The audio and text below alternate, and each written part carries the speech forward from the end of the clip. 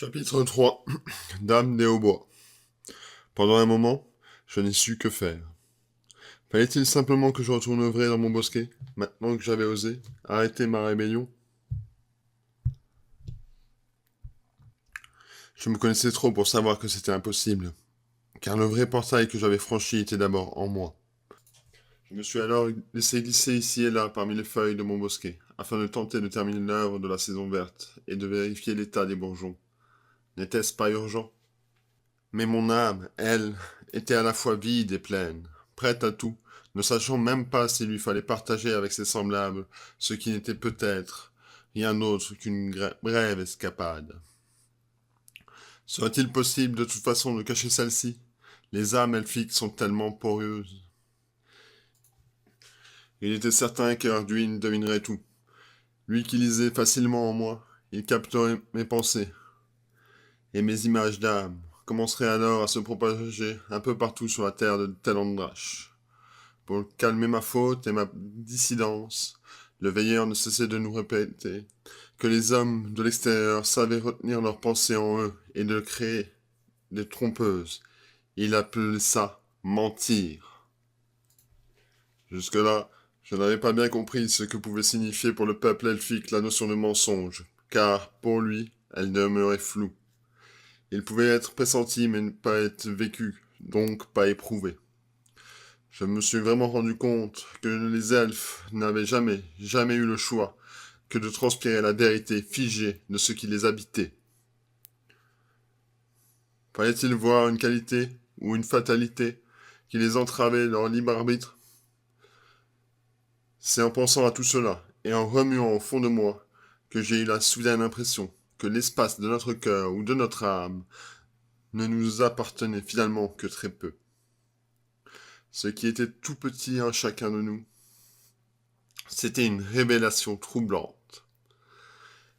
Si notre âme était si poreuse, si elle se laissait parler à tout ce qui habitait, le seul fait de croire en notre individualité n'avait alors pas beaucoup de sens.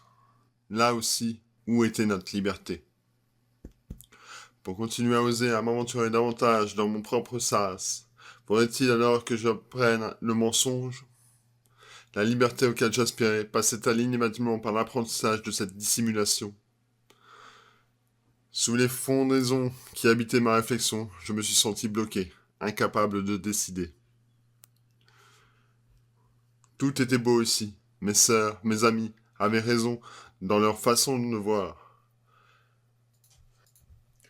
Je devais être atteint d'une maladie, car cet état que je découvrais semblait vouloir me pousser indéniablement à quitter le coin de la forêt où, l'espace d'un instant de la folie, j'aurais su faire un pas vers la terre des hommes. Je me suis retourné sur moi-même. Il était là, toujours, à faible distance, ce passage dont je finirais par me demander si j'étais fait de lumière ou d'ombre. La liberté était-elle ténébreuse? La liberté avait-elle besoin de nous imposer la dualité, l'incertitude? J'essayais de comprendre, ce doute qui était étranger à ma nature. Mais, c'était comme risquer un saut dans le vide. Pas de guide, pas de solide, à quoi me raccrocher. Soudain, il m'a semblé deviner la distance d'une forme sombre, au cœur même du sas, une silhouette imprécise animée d'un léger souffle. Je m'en suis rapproché sans l'avoir même souhaité, comme dirigé par une pulsion d'âme. C'était plus fort que ma volonté d'elfe, c'était une volonté devenue du destin. Dame des hautbois, dame des hautbois. J'ai frémi, c'était la même voix. C'était le même appel que celui qui m'avait fait la surprise de l'autre côté du portail. L'homme m'avait-il suivi? Cherchait-il à le faire? Un homme du monde de fer serait-il lui aussi attiré par le portail? Était-ce possible? J'ai pris peur, j'ai senti toute ma lumière s'éparpiller. Il fallait absolument que je m'éloigne. Je n'en ai pas eu le temps. Une silhouette s'est tout à coup précisée et a émergé du tourbillon d'entre les mondes. Le conseil ne nous avait bien prévenus en annonçant cette stricte vérité. Le sas pouvait parfaitement s'ouvrir du monde métallique vers le nôtre. Dame des Hautbois, s'est-il encore écrié la voix. Effrayé, je me suis accroupi dans les feuilles, espérant n'être venu, priant pour que ces appels n'aient pas alerté mon peuple. L'homme aux cheveux rouges était bien là, hagard, vêtu de tissu, que je ne reconnaissais pas, et barbé de lanières en peau d'animaux, un homme de l'extérieur, une créature du chaos, comme les nommaient les veilleurs. Il y en avait un, là, et c'était moi qui l'avais peut-être attiré. L'odeur de l'homme était forte, et mon cœur lourd d'angoisse.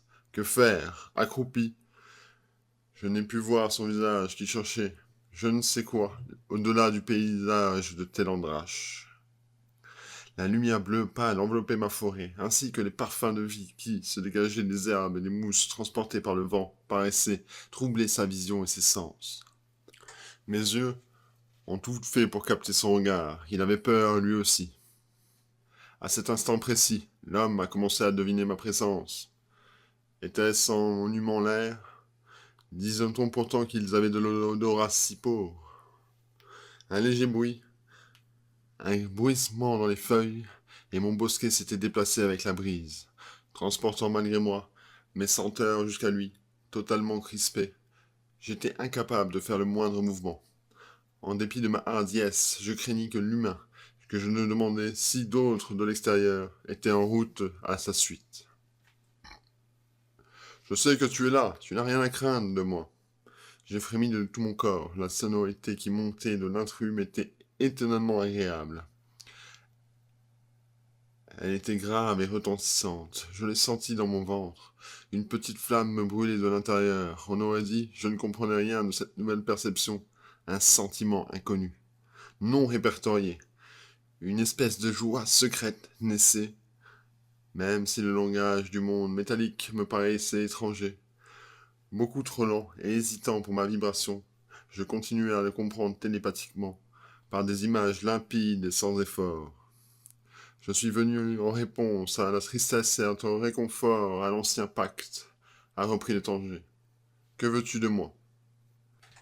Intrigué par ce que l'homme venait de dire, poussé par une attitude audacieuse, je suis lentement sorti de mon abri, puis je suis rapproché de lui, le cœur battant à toute rompre, en explosant de 1000 rayons. Il fallait que ma chevelure s'entoure de ces scintillants protecteurs. Je voulais être semblable à une armure pour dissimuler mes yeux inquiets et trop pleins de ce que je venais d'être dit. De quel pacte s'agissait-il? L'homme, c'est moi qui te demande. Qui es-tu et qu'est-ce que tu me veux? Tu es dans mon monde et tu n'es pas le bienvenu. Que cherches-tu? Toi, dame des Hautbois. Moi? Comment oses-tu? Je ne suis pas la dame des Hautbois. Je suis elfe de l'air et on m'appelle Gwenduis, de la contrée des Télandraches. Mon monde est étranger à la lourdeur de ta langue et aux odeurs qui te suivent. Et toi, quel est donc ton nom? L'être aux cheveux rouges s'était avancé vers moi, et d'une autre odeur pesante lui montait en lui. Elle a failli à me fuir. Sous des sourcils broussailleux, l'homme avait les yeux verts, et une grande cicatrice traversait sa joue droite. Son visage, quant à lui, me paraissait couvert de poils. Selon ce que je savais de l'humain, celui-ci devait avoir une vingtaine d'années du monde de fer. Une fougue inconnue de nous l'habitait à coup sûr, car il le dévisageait avec une curieuse passion, le regard animé d'un feu que je ne connaissais pas. Je suis Baldrine de Galda. Comme toi, j'observais les cercles de fées. J'y suis souvent venu, et je t'ai enfin surprise dans ma forêt. Je t'y ai vu, dame des Hautbois, sont le nom de mes terres. Depuis le dernier grand tremblement, tout le monde le sait, votre monde semble s'être rapproché du nôtre, et je me suis senti appelé. Comment as-tu passé le grand portail et de quel ancien pacte tu me parles? Explique-toi. L'humain aux cheveux rouges me fixait toujours de son regard, à la fois émeraude et ambre. Il avait peur, bien évidemment, mais il cherchait à le cacher. Mon cœur battait toujours à rompre dans ma poitrine. C'était l'appréhension d'être venu auprès des intrus. J'ai glissé, et puis, enfin, j'ai écouté ma crainte pour me fier qu'à cette petite flamme en moi qui brillait plus intensément que jamais.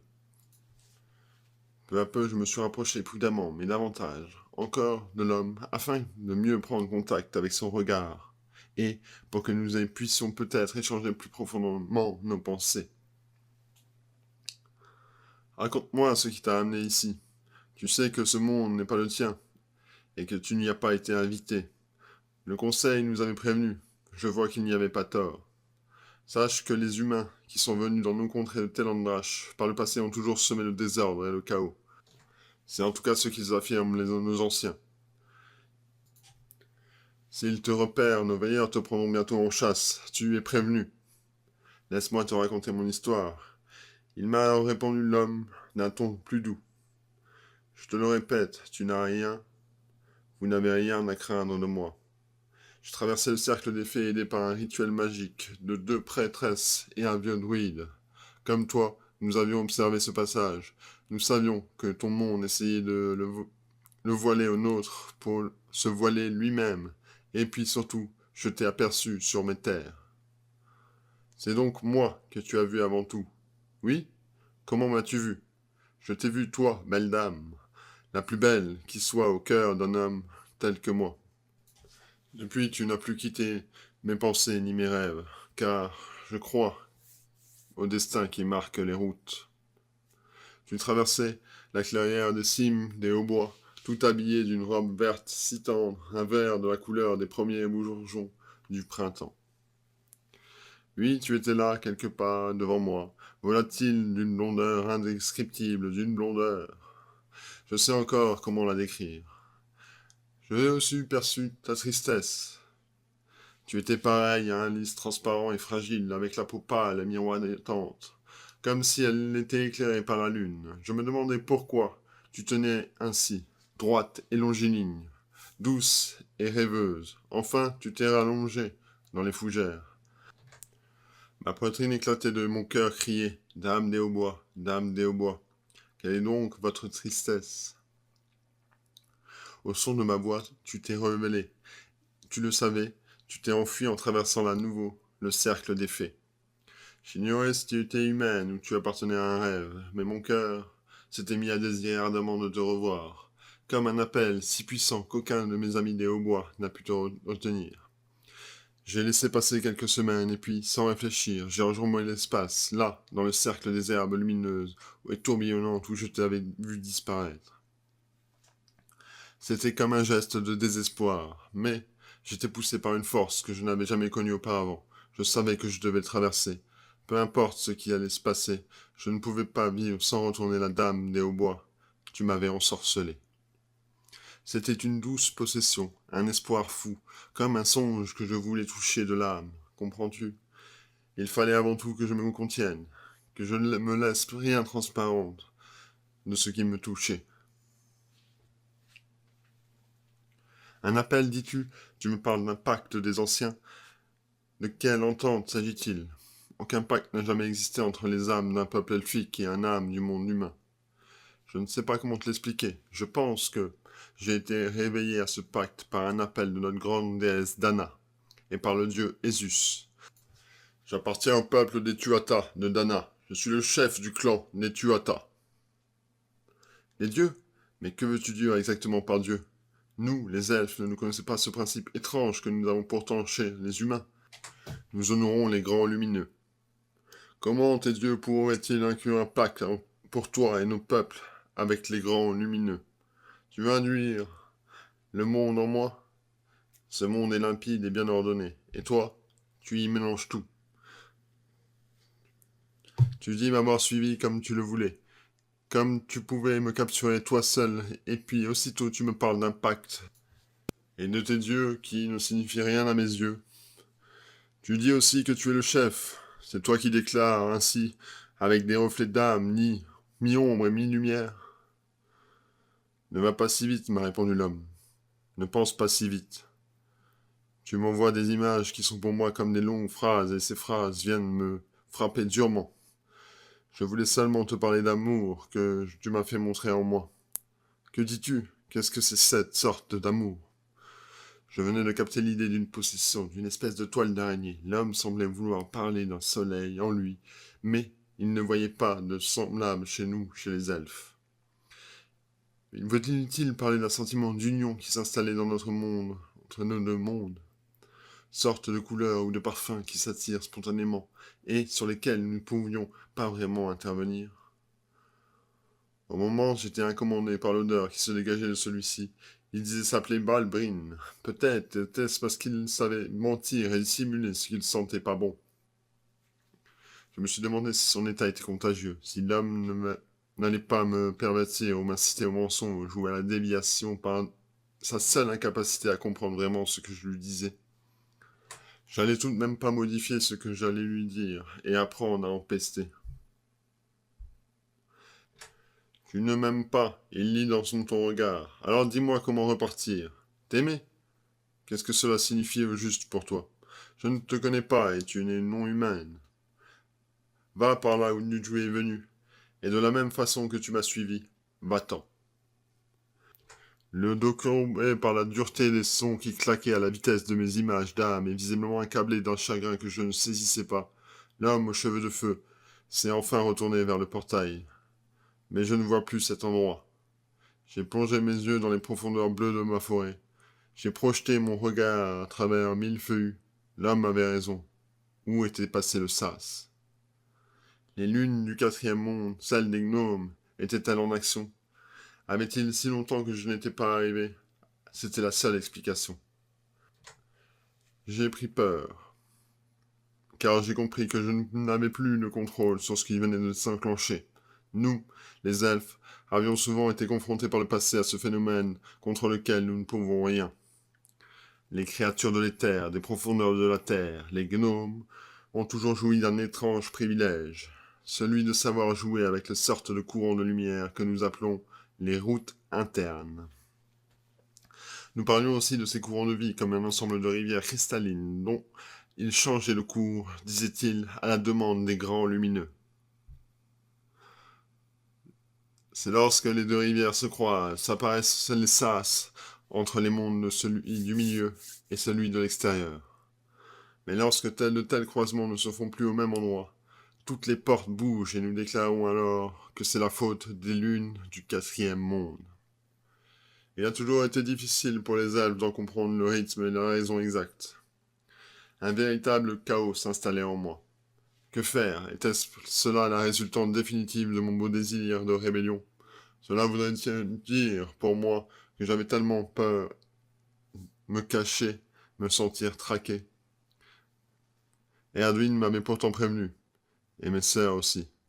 Pourquoi n'avait-il pas plus insisté pour me rappeler la grandeur de notre union elfique, de notre pensée unique, globale, collective, rassurant, ciment d'une société qui ne laisserait sans doute que très peu de place à l'individualité, mais qui rassemblait en nous, en harmonie et sans dissension possible. Pourquoi? C'était, c'était peut-être un bonheur factice parce que obligé, mais tellement doux. Et même si les pièges de l'unité qui colonisait et bridait le développement de notre conscience étaient réels, cela valait certainement mieux que mes folles idées de connaître les mondes du monde métallique et de porter la lourdeur qui semait que confusion et doute en mon âme. Les grands lumineux m'avaient-ils deviné? Certainement, puisque les gnomes avaient détourné la porte, conduisant au monde métallique. Torturé, pétrifié, je ne savais plus où donner refuge à l'intrus maintenant que le portail avait disparu. Le cachet était impératif, il me fallait surtout pas qu'on le flaire. Au loin, au nord de mes bosquets, je voyais l'anneau des grands chênes, blanc de Télédrache, une petite source qui y coulait à partir d'un aimant rocheux, en faisant apparaître à ses pieds un étang d'une extraordinaire limpidité. Quelques pierres en émergence recouvertes de mousse dévêtue et de lichen, un ruisseau en essaie timidement, et s'est échappé par la contrée du nord. C'était tellement beau et secret, le veilleur ne s'y aventurait pas en saison verte. Ils avaient affaire ailleurs. L'homme m'observait silencieux, et moi je lisais l'inquiétude grandissante en lui. Je voudrais retourner vers mon monde, les druides doivent m'y attendre. Je n'ai pas su quoi lui répondre, je devais avoir l'air aussi perdu que lui, incapable de lui dire quoi faire, et craindre à l'idée de me faire emprisonner par la toile d'araignée de son âme. Va-t'en! Et je le fais une fois de plus. Mais, en disant cela, je sentais que je perdais ma propre lumière. En ce monde, Nous étions pas naturellement des êtres de peur, des créatures de dualité. Nous avions pour mission l'harmonie. L'égarement, c'était pas pour nous. Alors, d'où me venait ce sentiment d'angoisse et presque de panique qui m'oppressait? Étais-je en train de m'humaniser? Piégé, oui, j'étais à coup sûr piégé par ma propre curiosité. Mon imprévisible désir de développer ma conscience allait en devenir ma prison. En voulant explorer de nouveaux concepts pour débrider mon besoin de réflexion, j'allais peut-être me coincer entre deux mondes. Un peu humaine, mais encore elfe.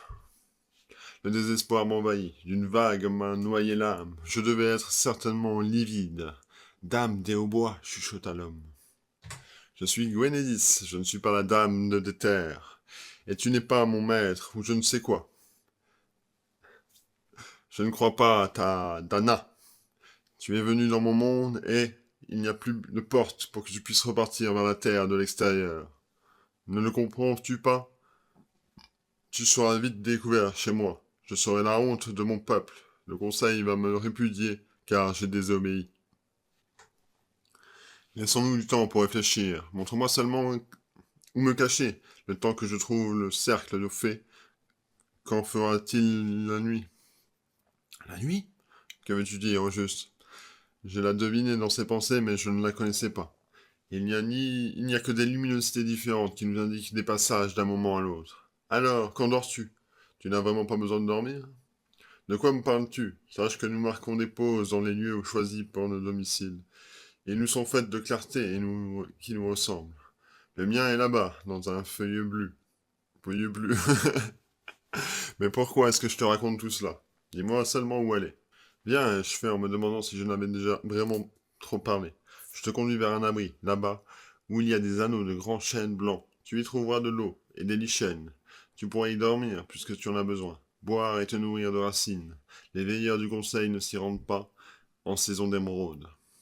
Baldrin regarda dans la direction que je lui indiquais au-dessus de la cime des arbres, et on distinguait le sommet du grand anneau. Mais c'est sûrement à 2 jours de marche. Tes jours de terre ne sont plus. Désormais, ils ne veulent plus rien dire. Tu es entré dans mon monde et tu commences à pétiller sur une autre fréquence que celle du tien. Tu changes, tu ne le sens peut-être pas, mais moi, je le vois. Toi aussi, tu es piégé, et si ton odeur s'allège, alors ce sera un bien. Allais-je faire confiance à l'homme aux cheveux rouges, moi qui avais cherché à la liberté? Ce choix m'était pas donné. Suis-moi, unis ta pensée à la mienne en cessant de te questionner et de douter, et tu n'auras plus à fouler ce sol. Ici, il n'y a pas de route telle que tu penses, et les distances n'existent pas.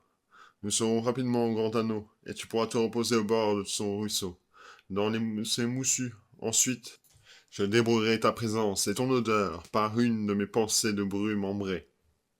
Tu me laisseras donc seul, et toi, où iras-tu? Je ne connais que toi ici. J'irai à mes feuillus, et je reviendrai. Veux-tu que mon absence alerte mes sœurs, les miens et Arduin? Ils doivent me chercher en ce moment, car ils me connaissent mieux que moi-même. Arduin est mon compagnon.